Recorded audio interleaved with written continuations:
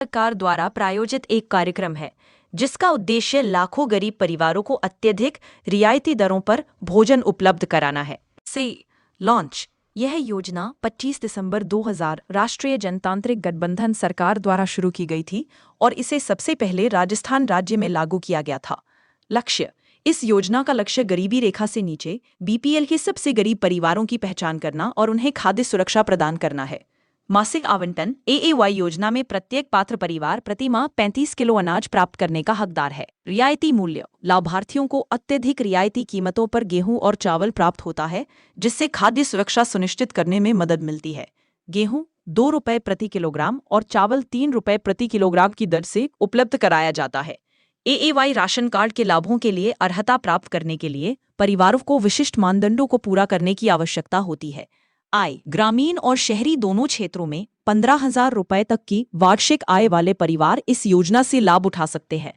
पेशेवर भूमिहीन खेतिहर मजदूर, सीमांत किसान, ग्रामीण कारीगर और शिल्पकार और अनौपचारिक क्षेत्र के श्रमिक और दिहाड़ी मजदूर पात्र है। कमजोर समूह इस योजना में विधवाओं या लाइलाज बीमारी से ग्रस्त व्यक्तियों या विकलांग व्यक्तियों या 60 वर्ष या उससे अधिक आयु के व्यक्तियों की अध्यक्षता वाले परिवार शामिल हैं जिनके पास निर्वाह या सामाजिक समर्थन का कोई सुनिश्चित साधन नहीं है। विशेष मामले बिना परिवार या सामाजिक समर्थन या सुनिश्चित निर्वाह के साधन के अकेली महिलाएं और पुरुष और सभी आदिम जनजातीय परिवार। ग्रामीण क्षेत्र पात्र लाभार्थी को संबंधित ग्राम सभा में आवेदन करना होगा। ग्राम सभा द्वारा लाभार्थी का चयन किया जाएगा। शहरी क्षेत्र शहरी क्षेत्रों में आवेदक को आवेदन के लिए शहरी विकास विभाग का दौरा करना होगा। आवश्यक दस्तावेज आवेदन के लिए आवश्यक दस्तावेजों में बीपीएल प्रमाण पत्र, आय प्रमाण पत्र और एक शपथ पत्र शामिल है जिसमें कहा गया है कि आवेदक के पास पहले कोई राशन कार्ड नहीं है।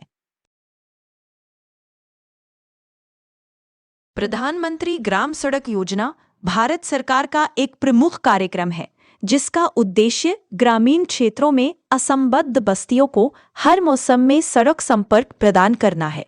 पीएमजीएसवाई का प्राथमिक उद्देश्य पात्र असंबद्ध बस्तियों को हर मौसम में सड़क पहुंच प्रदान करना है।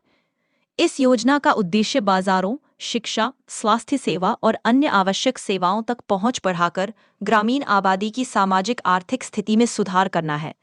बेहतर सड़क संपर्क कृषि उपज, विशेष रूप से खराब होने वाले सामानों के बाजारों तक परिवहन की सुविधा भी देता है और ग्रामीण क्षेत्रों में स्वास्थ्य कार्यकर्ताओं और शिक्षकों जैसे सरकारी कर्मियों की उपस्थिति को प्रोत्साहित करता है।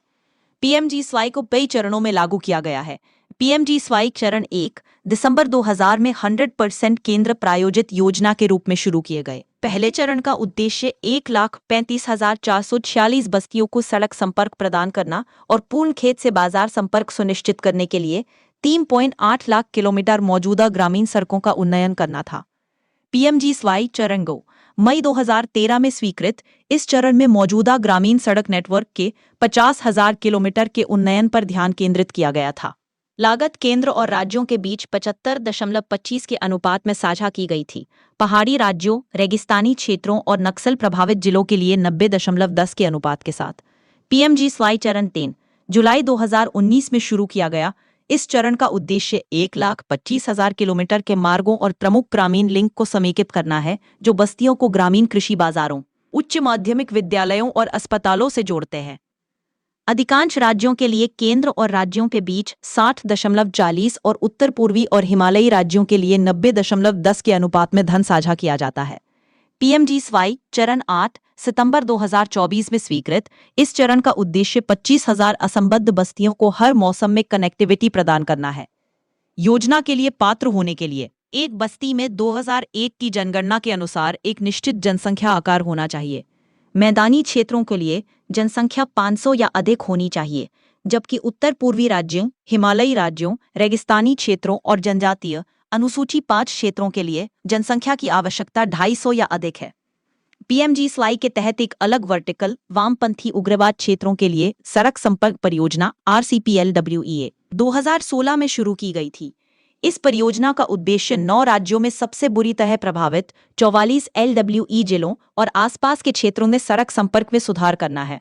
इस योजना के दोहरे उद्देश्य हैं सुरक्षा बलों द्वारा सुचारू संचालन को सुगम बनाना और इन क्षेत्रों में सामाजिक आर्थिक विकास को बढ़ावा देना। इस घटक के लिए धन केंद्र और राज्यों के बीच 60.40 के अनुपात में साझा किया जाता है। अगस्त 2025 तक पीएमजीएसवाई के तहत 8,38,611 किलोमीटर की लंबाई वाली कुल 1,90,10 ग्रामीण सड़कों और 12,140 पुलों को मंजूरी दी गई है। इनमें से 1,83,215 सड़कें पूरी हो चुकी हैं। वित्तीय वर्ष 2025-26 के लिए ग्रामीण बुनियादी ढांचे को मजबूत करना जारी रखने के लिए कार्यक्रम को 19,000 करोड़ आवंटित किए गए हैं। रोजगार योजना SGRY भारत सरकार द्वारा 25 सितंबर 2001 को शुरू किया गया एक कार्यक्रम था। इस योजना का मुख्य उद्देश्य ग्रामीण क्षेत्रों में अधिशेष श्रमिकों के लिए लाभकारी रोजगार के अवसर पैदा करना और खाद्य सुरक्षा प्रदान करना था। इस योजना के प्राथमिक उद्देश्य थे ग्रामीण क्षेत्रों में टिकाऊ सामुदायिक, सामाजिक और आर्थिक संपत्ति और बुनियादी ढांचे का निर्माण, ग्रामीण गरीबों के लिए मजदूरी, रोजगार और खाद्य सुरक्षा सुनिश्चित करना, श्रमिकों को न्यूनतम मजदूरी का भुगतान सुनिश्चित करना, जिसका एक हिस्सा भोजन के रूप में दिया जाता था। विलय SGRY को दो मौजूदा योजनाओं, रोजगार आश्वासन योजना EAS और जवाहर ग्राम समृद्धि योजना JGSY को मिलाकर बनाया गया था। वित्त पोषण ये एक केंद्र प्रायोजित योजना थी जिसमें नकद घटक के लिए केंद्र और राज्यों के बीच 75% का लागत साझाकरण अनुपात था। केंद्र सरकार राज्यों को खाद्यान्न का पूरा खर्च मुफ्त में वहन करती थी। श्रमिकों को न्यूनतम मजदूरी का भुगतान किया जाता था, जिसमें कम से कम 5 किलो खाद्यान्न और मजदूरी का कम से कम 25% नकद में शामिल होता था। कार्यान्वयन ये योजना सभी ग्रामीण क्षेत्रों में लागू की गई थी और इसे जिला परिषदों, पंचायत समितियों और ग्राम पंचायतों के माध्यम से कार्यान्वित किया गया था। आरक्षण योजना के तहत उपलब्ध सभी कार्यों का 30% महिलाओं के लिए आरक्षित था। साथ ही वार्षिक आवंटन का 22.5% अनुसूचित जाति, अनुसूचित जनजाति के लाभार्थियों के लिए निर्धारित किया गया था। बाद में 2006 में संपूर्ण ग्रामीण रोजगार योजना को राष्ट्रीय ग्रामीण रोजगार गारंटी अधिनियम नरेगा में मिला दिया गया, जिसे अब महात्मा गांधी राष्ट्रीय ग्रामीण रोजगार गारंटी अधिनियम मनरेगा के रूप में जाना जाता है। जननी सुरक्षा योजना राष्ट्रीय स्वास्थ्य मिशन के तहत एक सुरक्षित मातृत्व हस्तक्षेप है। इसे गरीब गर्भवती महिलाओं के बीच संस्थागत प्रसव को बढ़ावा देकर मातृ एवं नवजात मृत्यु दर को कम करने के उद्देश्य से लागू किया जा रहा है। यह योजना 12 अप्रैल 2005 को माननीय प्रधानमंत्री द्वारा शुरू की गई थी। मातृ एवं शिशु मृत्यु दर में कमी लाना, संस्थागत प्रसवों की संख्या में वृद्धि करना, गरीब गर्भवती महिलाओं को प्रसव के लिए वित्तीय सहायता प्रदान करना।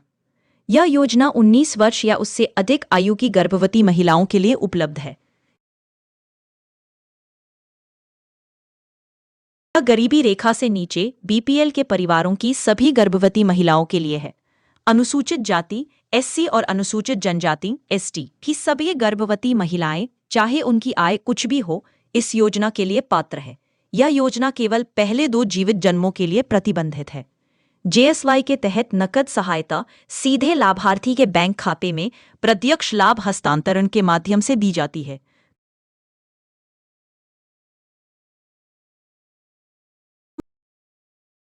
राष्ट्रीय ग्रामीण स्वास्थ्य मिशन NRHM 12 अप्रैल 2005 को भारत सरकार द्वारा ग्रामीण आबादी, विशेषकर कमजोर समूहों को सुलभ, सस्ती और गुणवत्तापूर्ण स्वास्थ्य सेवा प्रदान करने के लिए शुरू किया गया था।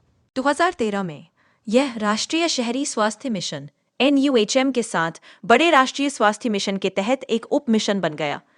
NRHM के मुख्य लक्ष्य हैं शिशु मृत्यु दर IMR और मातृ मृत्यु अनुपात MMR को कम करना, महिलाओं और बच्चों के स्वास्थ्य, पानी, स्वच्छता और पोषण सहित सार्वजनिक स्वास्थ्य सेवाओं तक सार्वभौमिक पहुंच सुनिश्चित करना, संचारी और गैर संचारी रोगों की रोकथाम और नियंत्रण, जनसंख्या स्थिरीकरण, साथ ही लिंग और जनसांख्यिकीय संतुलन को बढ़ावा देना, स्थानीय स्वास्थ्य परंपराओं को पुनर्जीवित करना और आयुष, आयुर्वेद, योग और प्राकृतिक चिकित्सा, यूनानी, सिद्ध और होम्योपैथी को मुख्य धारा में लाना। NRHM अपने उद्देश्यों को प्राप्त करने के लिए कई रणनीतियों का उपयोग करता है। विकेंद्रीकरण मिशन जिला स्तर पर विकेंद्रीकृत योजना और प्रबंधन को बढ़ावा देता है। जिला स्वास्थ्य मिशन जिला परिषद के अध्यक्ष के नेतृत्व में जिले के सभी सार्वजनिक स्वास्थ्य संस्थानों को नियंत्रित करने, मार्गदर्शन करने और प्रबंधित करने के लिए जिम्मेदार है। मान्यता प्राप्त सामाजिक स्वास्थ्य कार्यकर्ता आशा कार्यकर्ता मिशन का एक प्रमुख घटक है। ये महिला स्वास्थ्य कार्यकर्ता हर गांव में मौजूद है और स्वास्थ्य जागरूकता पैदा करने, महिलाओं को परामर्श देने और स्वास्थ्य सेवाओं तक पहुंचने के लिए समुदाय को संगठित करने के लिए जिम्मेदार हैं। बुनियादी ढांचे को मजबूत करना। मिशन उपकेंद्रों, प्राथमिक स्वास्थ्य केंद्रों पीएचसी और सामुदायिक स्वास्थ्य केंद्रों सीएचसी सहित स्वास्थ्य सेवा के बुनियादी ढांचे को मजबूत करने पर ध्यान केंद्रित करता है। उन्हें पर्याप्त संसाधन, आवश्यक दवाएं और उपकरण प्रदान करता है। अंतर क्षेत्रीय अभिसरण। एनआरएचएम सार्वजनिक स्वास्थ्य के लिए एक समग्र दृष्टिकोण सुनिश्चित करने के लिए स्वच्छता, पोषण और शिक्षा जैसे स्वास्थ्य के अन्य निर्धारकों के साथ अभिसरण पर जोर देता है। मिशन कमजोर सार्वजनिक स्वास्थ्य संकेतकों वाले 18 राज्यों पर विशेष ध्यान देता है, जिन्हें अधिकार प्राप्त कार्य समूह ईएजी राज्यों के रूप में जाना जाता है, साथ ही उत्तर पूर्वी राज्यों जम्मू और कश्मीर और हिमाचल प्रदेश। इस लक्षित दृष्टिकोण का उद्देश्य स्वास्थ्य परिणामों में अंतर राज्य और अंतर जिला असमानताओं को दूर करना है। महात्मा गांधी राष्ट्रीय ग्रामीण रोजगार गारंटी अधिनियम मनरेगा एक भारतीय कानून और सामाजिक सुरक्षा उपाय है जिसका उद्देश्य काम करने का अधिकार है। यह अधिनियम 23 अगस्त 2005 को पारित किया गया था और 2 फरवरी 2006 को लागू हुआ। रोजगार की गारंटी। मनरेगा का मुख्य उद्देश्य प्रत्येक वित्तीय वर्ष में किसी भी ग्रामीण परिवार के वयस्क सदस्यों को 100 दिनों का रोजगार उपलब्ध कराना है जो स्वेच्छा से अकुशल शारीरिक कार्य करना चाहते हैं। आजीविका सुरक्षा। इसका उद्देश्य ग्रामीण क्षेत्रों में आजीविका सुरक्षा को बढ़ाना है। टिकाऊ संपत्ति का निर्माण। यह योजना ग्रामीण क्षेत्रों में सड़क, नहर, तालाब और कुएं जैसी टिकाऊ संपत्तियों के निर्माण पर ध्यान केंद्रित करती है। शहरी प्रवास को कम करना। ग्रामीण क्षेत्रों में रोजगार के अवसर पैदा करके मनरेगा का उद्देश्य ग्रामीण क्षेत्रों से शहरी क्षेत्रों में लोगों के प्रवास को कम करना है। सामाजिक समावेश। ये योजना महिलाओं, अनुसूचित जातियों एससी और अनुसूचित जनजातियों एसटी की भागीदारी को प्रोत्साहित करके सामाजिक समावेश सुनिश्चित करती है। कानूनी अधिकार।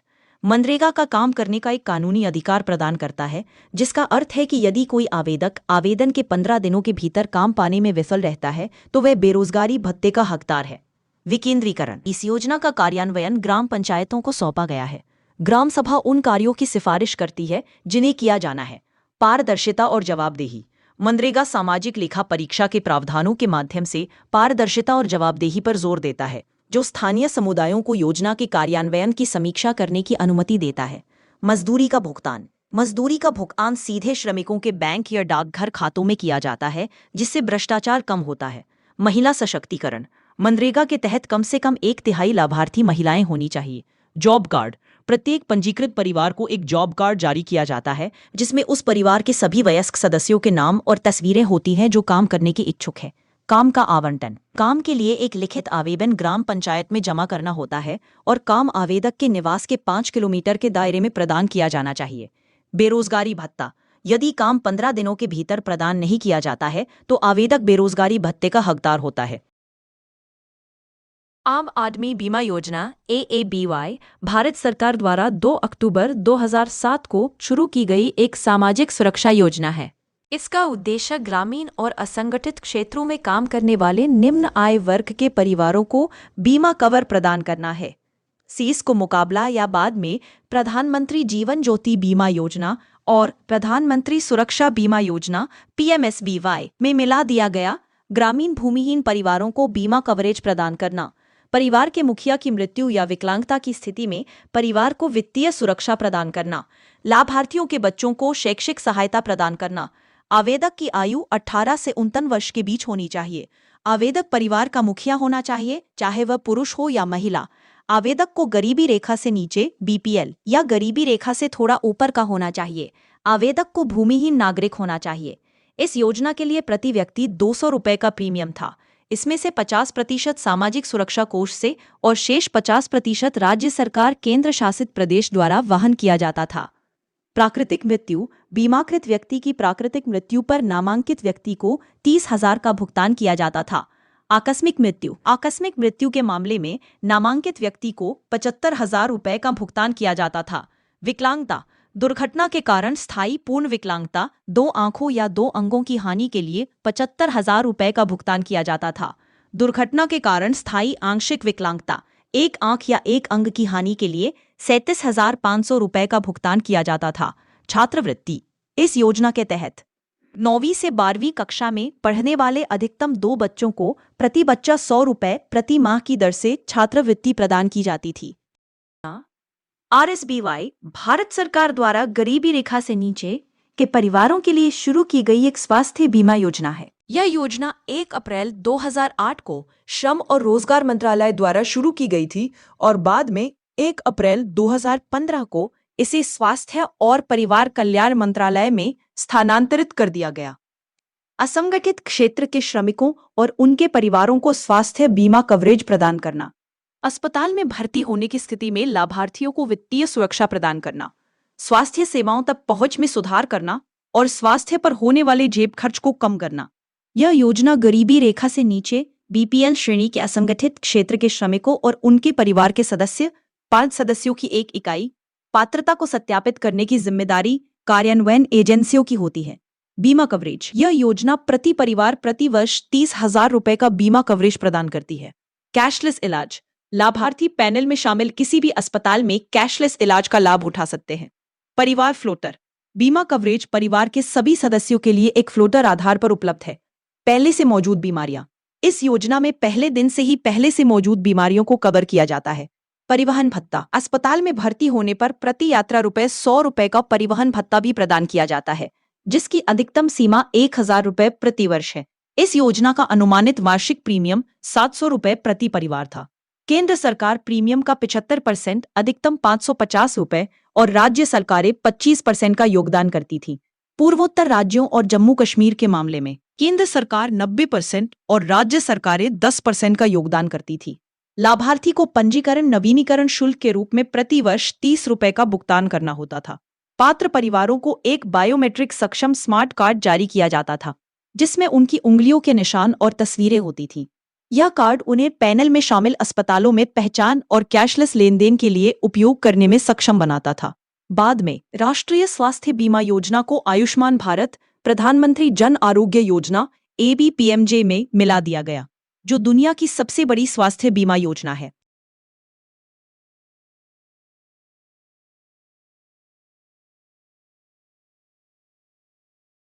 राष्ट्रीय ग्रामीण आजीविका मिशन NRLM, जिसे अब दीनदयाल अंत्योदय योजना राष्ट्रीय ग्रामीण आजीविका मिशन DAY NRLM के रूप में जाना जाता है, भारत सरकार के ग्रामीण विकास मंत्रालय द्वारा कार्यान्वित एक गरीबी उन्मूलन कार्यक्रम है। इसे 2011 में पिछली स्वर्ण जयंती ग्राम स्वरोजगार योजना SGSY का पुनर्गठन करके शुरू किया गया था। इस मिशन का मुख्य उद्देश्य गरीबों के लिए स्थायी आजीविका को बढ़ावा देना है, ताकि वे गरीबी से बाहर आ सकें। इसके प्रमुख उद्देश्य हैं गरीब परिवारों को लाभकारी स्वरोजगार और कुशल मजदूरी रोजगार के अवसर प्राप्त करने में सक्षम बनाना, ग्रामीण गरीब परिवारों विशेषकर महिलाओं को स्वयं सहायता समूहों SHGs में संगठित करना और उन्हें तब तक लगातार पोषित और समर्थन देना जब तक कि वे गरीबी से बाहर ना आ जाएं। औपचारिक ऋण तक पहुंच को सुगम बनाना, गरीबों की आजीविका में विविधता लाने और उसे मजबूत करने के लिए सहायता प्रदान करना। मिशन अपने उद्देश्य को प्राप्त करने के लिए 4 मुख्य घटकों में निवेश करता है। 1. सामाजिक गतिशीलता, सामुदायिक संस्था और क्षमता निर्माण। इसमें ग्रामीण महिलाओं के स्थायी संस्थानों को बढ़ावा देने पर ध्यान केंद्रित किया गया है। 2. वित्तीय समावेशन। इसका उद्देश्य स्वयं सहायता समूहों SHGs को औपचारिक बैंकिंग प्रणालियों और सस्ते ऋण से जोड़ना है। 3. स्थायी आजीविका। यह कृषि और गैर कृषि दोनों उद्यमों के माध्यम से आय के विविधीकरण को प्रोत्साहित करता है। 4. सामाजिक समावेशन और अभिसरण। यह सुनिश्चित करता है कि ग्रामीण गरीबों को अन्य सरकारी कल्याणकारी योजनाओं का लाभ मिले। स्वयं सहायता समूह SHGs। यह कार्यक्रम ग्रामीण गरीबों विशेषकर महिलाओं को स्वयं सहायता समूहों में संगठित करता है और उन्हें अपनी आजीविका में सुधार के लिए वित्तीय, तकनीकी और विपणन संसाधन प्रदान करके सशक्त बनाता है। सामुदायिक संसाधन व्यक्ति CRPs। मिशन का प्रभाव प्रशिक्षित सामुदायिक संसाधन व्यक्तियों द्वारा संचालित होता है, जो अंतिम मील सेवाएं प्रदान करते हैं, जैसे कृषि सखी, पशु सखी, बैंक सखी आदि। वित्तीय सहायता। NRLM के तहत स्वयं सहायता समूहों को परिक्रमी निधि, रिवॉल्विंग फंड और सामुदायिक निवेश कोष कम्युनिटी इन्वेस्टमेंट फंड के रूप में वित्तीय सहायता प्रदान की जाती है। कवरेज। यह मिशन देश भर के 600 जिलों, 6,000 ब्लॉकों, 2 ग्राम पंचायतों और 6 लाख गांवों में 7 करोड़ ग्रामीण गरीब परिवारों को कवर करने के एजेंडे के साथ शुरू हुआ। जून 2024 तक मिशन ने 742 जिलों के 761 ब्लॉकों में कार्यान्वयन हासिल कर लिया है, जिसमें 10.8 करोड़ महिलाओं को 90.68 लाख से अधिक स्वयं सहायता समूहों में शामिल किया गया है।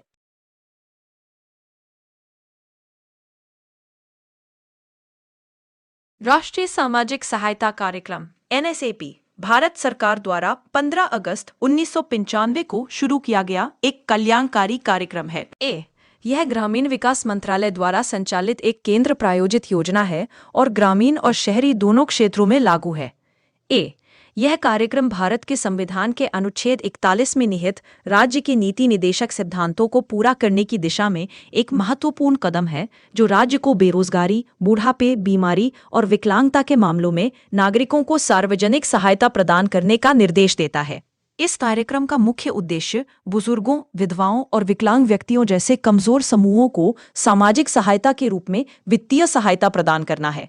वर्तमान में NSAP में निम्नलिखित 5 योजनाएं शामिल हैं। 1. इंदिरा गांधी राष्ट्रीय वृद्धावस्था पेंशन योजना IGNOAPS। इस योजना के तहत गरीबी रेखा से नीचे BPL जीवन यापन करने वाले 60 से 69 वर्ष की आयु के बुजुर्गों को 200 रुपये प्रति माह और 80 वर्ष या उससे अधिक आयु के बुजुर्गों को 500 रुपये प्रति माह की पेंशन दी जाती है। 1. इंदिरा गांधी राष्ट्रीय विधवा पेंशन योजना IGNWPS। इस योजना के तहत BPL श्रेणी की 40 से 69 वर्ष की आयु की विधवाओं को 300 रुपये प्रति माह की पेंशन प्रदान की जाती है। 3. इंदिरा गांधी राष्ट्रीय विकलांगता पेंशन योजना IGNDPS। 18 से 69 वर्ष की आयु के BPL व्यक्ति जो गंभीर या बहुविकलांगता से पीड़ित हैं, उन्हें 500 रुपये प्रति माह की पेंशन दी जाती है। 4. राष्ट्रीय पारिवारिक लाभ योजना NFBS। इस योजना के तहत यदि किसी BPL परिवार के 18 से 69 वर्ष की आयु के प्राथमिक कमाने वाले सदस्य की मृत्यु हो जाती है, तो शोक संतप्त परिवार को 20,000 की एकमुश्त राशि प्रदान की जाती है। 5. अन्नपूर्णा योजना। यह योजना उन वरिष्ठ नागरिकों को प्रति माह 10 किलोग्राम खाद्यान्न मुफ्त प्रदान करती है जो वृद्धावस्था पेंशन के लिए पात्र तो है, लेकिन उन्हें इसका लाभ नहीं मिल रहा है। लाभार्थियों का चयन। ग्राम पंचायतें और नगर पालिकाएं NSAP की विभिन्न योजनाओं के तहत पात्र लाभार्थियों की पहचान करने में सक्रिय भूमिका निभाती है। वितरण। लाभ प्रत्यक्ष लाभ हस्तांतरण DBT मोड के माध्यम से लाभार्थियों के बैंक या डाकघर बचत खातों में प्रदान किए जाते हैं।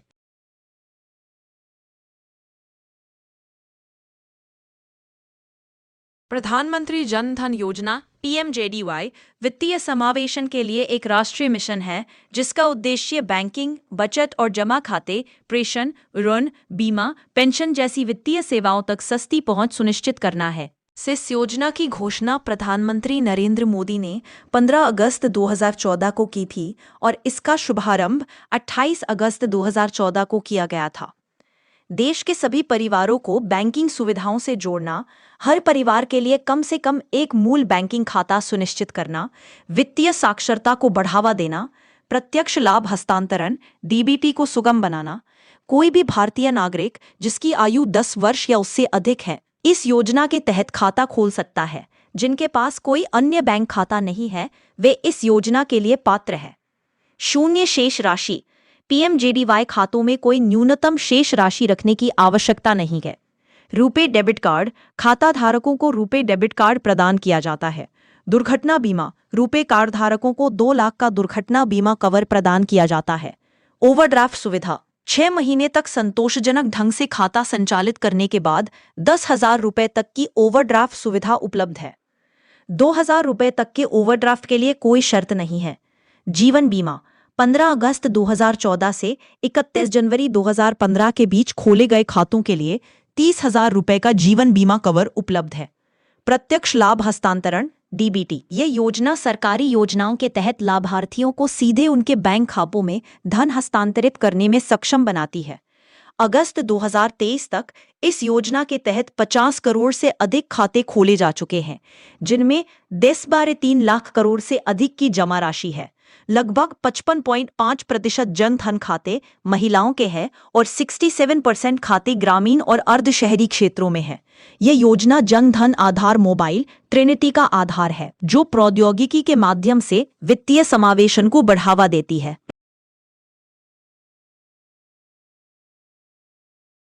प्रधानमंत्री मुद्रा योजना पीएमएमवाई भारत सरकार की एक प्रमुख योजना है जिसे प्रधानमंत्री नरेंद्र मोदी ने 8 अप्रैल 2015 को लॉन्च किया था। इसका मुख्य उद्देश्य गैर कॉरपोरेट, गैर कृषि, लघु और सूक्ष्म उद्यमों को 10 लाख तक का ऋण प्रदान करना है। जुलाई 2024 में इस योजना की ऋण सीमा को बढ़ाकर 20 लाख कर दिया गया है।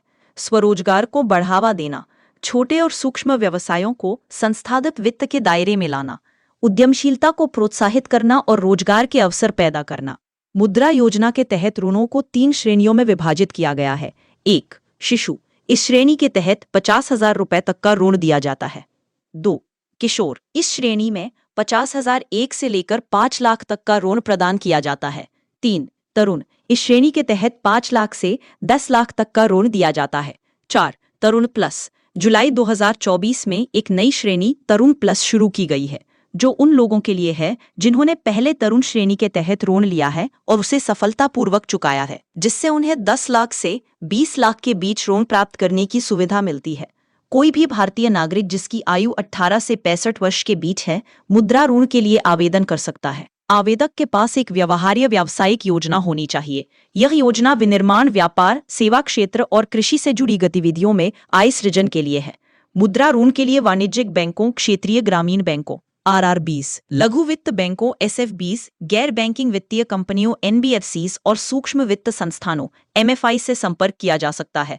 आते लाभार्थी उद्योग मित्र पोर्टल पर मुद्रा ऋण के लिए ऑनलाइन आवेदन कर सकते हैं। जमानत मुक्त ऋण, मुद्रा ऋण के लिए किसी भी प्रकार की जमानत की आवश्यकता नहीं होती है। कम ब्याज दरें, महिला उद्यमियों को मुद्रा योजना के तहत विशेष लाभ और कम ब्याज दरें मिल सकती हैं। माइक्रो यूनिट्स के लिए क्रेडिट गारंटी फंड CGFMU मुद्रा ऋण के लिए गारंटी कवरेज प्रदान करता है। इस योजना ने भारत में उद्यमशीलता के परिदृश्य को बदलने में महत्वपूर्ण भूमिका निभाई है, जिससे वित्तीय समावेशन में उल्लेखनीय प्रगति हुई है।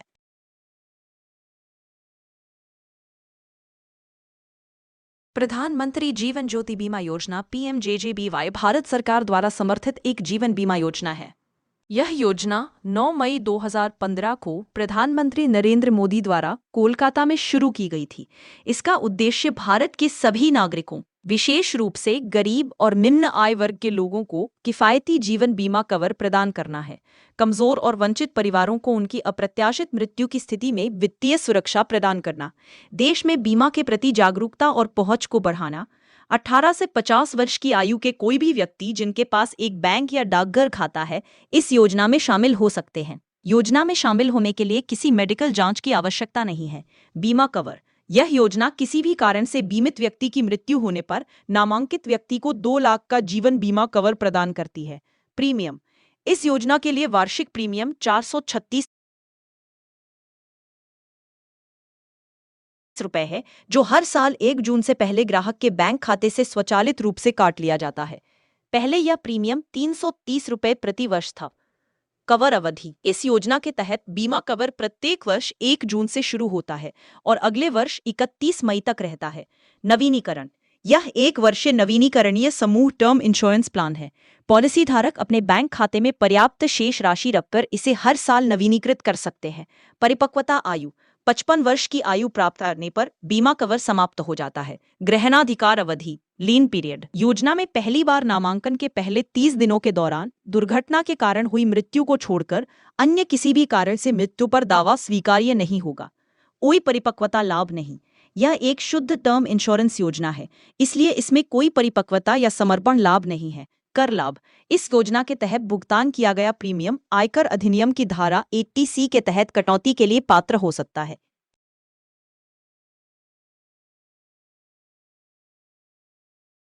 अटल पेंशन योजना APY भारत सरकार द्वारा शुरू की गई एक पेंशन योजना है, जिसका मुख्य लक्ष्य असंगठित क्षेत्र के लोगों को सामाजिक सुरक्षा और वृद्धावस्था में एक निश्चित पेंशन प्रदान करना है।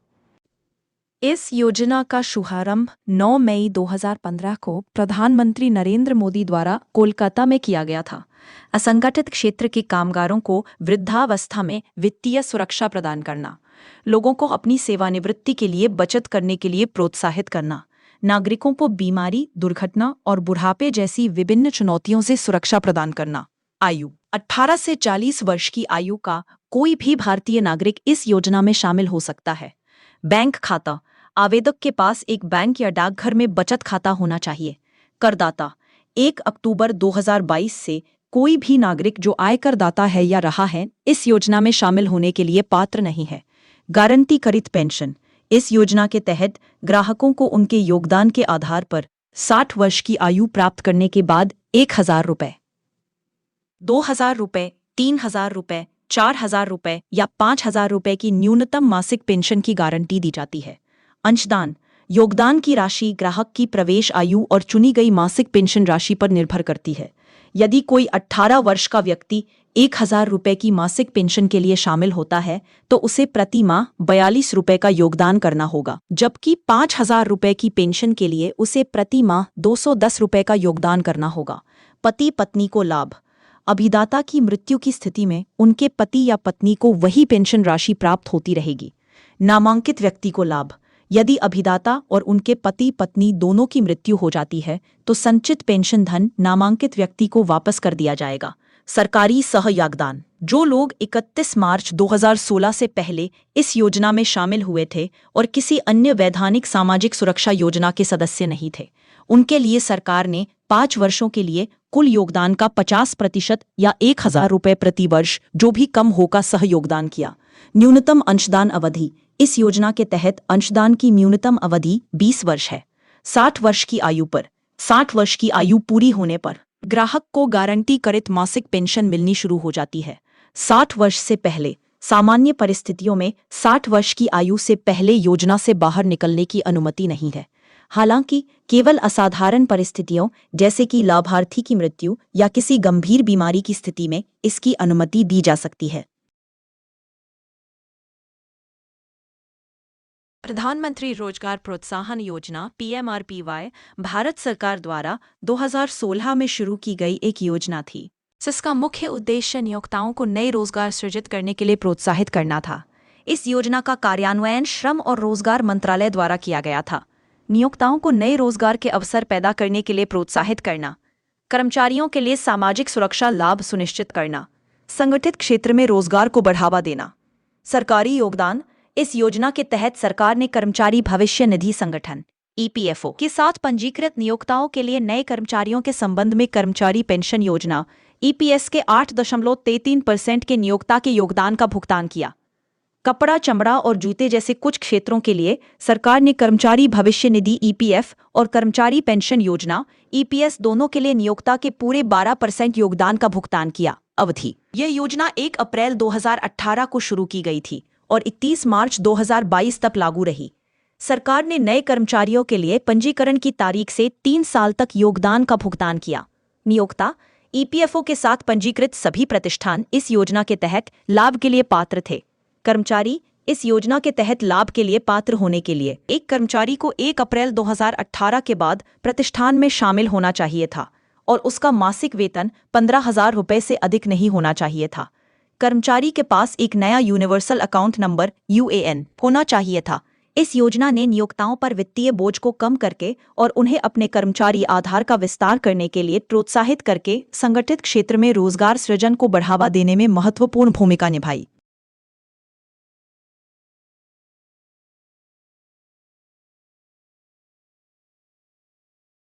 प्रधानमंत्री वय वंदना योजना PMVVY भारत सरकार द्वारा 4 मई 2017 को शुरू की गई एक पेंशन योजना है, जिसे विशेष रूप से 60 वर्ष और उससे अधिक आयु के वरिष्ठ नागरिकों के लिए डिजाइन किया गया है। यह योजना भारतीय जीवन बीमा निगम के माध्यम से कार्यान्वित की जाती है। वरिष्ठ नागरिकों को उनकी वृद्धावस्था के दौरान एक निश्चित आय प्रदान करना। आयु, इस योजना में शामिल होने के लिए न्यूनतम आयु 60 वर्ष है। निवेश सीमा, एक व्यक्ति अधिकतम 15 लाख रुपए का निवेश कर सकता है। यह योजना 10 वर्षों के लिए 7.4% प्रतिवर्ष की गारंटीकृत दर पर पेंशन प्रदान करती है। पेंशन का भुगतान मासिक, त्रैमासिक, अर्धवार्षिक या वार्षिक रूप से किया जा सकता है, जो पॉलिसी धारक द्वारा चुने गए विकल्प पर निर्भर करता है। परिपक्वता लाभ, यदि पॉलिसी धारक 10 साल की पॉलिसी अवधि के अंत तक जीवित रहता है तो उसे खरीद मूल्य वापस कर दिया जाता है। यदि पॉलिसी धारक की 10 साल की पॉलिसी अवधि के दौरान मृत्यु हो जाती है तो खरीद मूल्य नामांकित व्यक्ति को वापस कर दिया जाता है। समय पूर्व निकासी, असाधारण परिस्थितियों में, जैसे कि स्वयं या पति या पत्नी के लिए किसी गंभीर बीमारी के इलाज के लिए समय से पहले निकासी की अनुमति है। ऐसे मामलों में खरीद मूल्य का 98% वापस कर दिया जाता है। रोन सुविधा: पॉलिसी के 3 साल पूरे होने के बाद खरीद मूल्य का 75% तक रोन लिया जा सकता है। यह योजना शुरू में 31 मार्च 2020 तक उपलब्ध थी, लेकिन बाद में इसे 31 मार्च 2023 तक बढ़ा दिया गया।